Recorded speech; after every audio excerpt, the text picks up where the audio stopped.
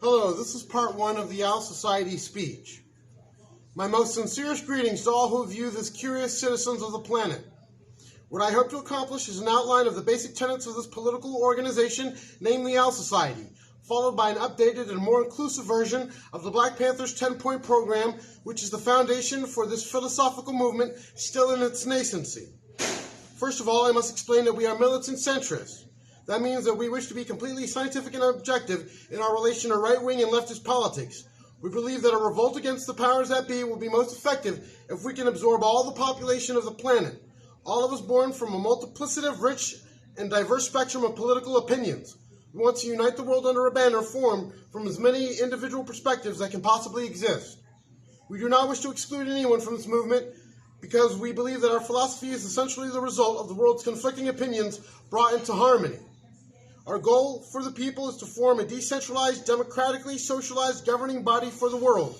That means specifically that we believe autonomous communities whose borders will be decided by the people will be engineered to have the clerical and philosophical work of government staffed by the average working citizenry, as opposed to the false representative government where the well-to-do, white-collar, collegiate, educated, so-called thinkers, intellectuals, lawmakers, lobbyists, and rich corporate business people decide our fate.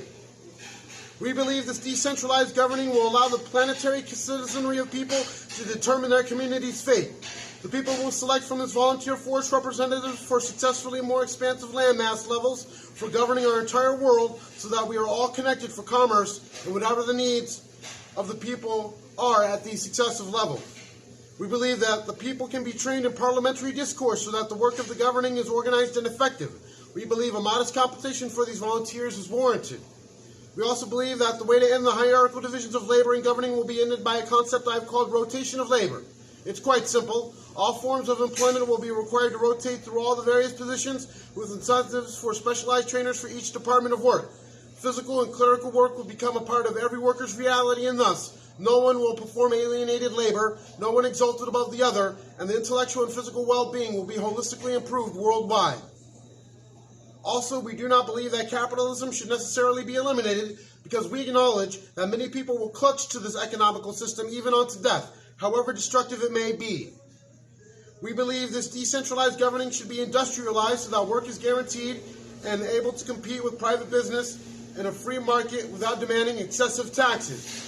Much of our philosophies are recommendations as we believe each seed and community determine its own law. This is the end of part one of the Owl Society speech.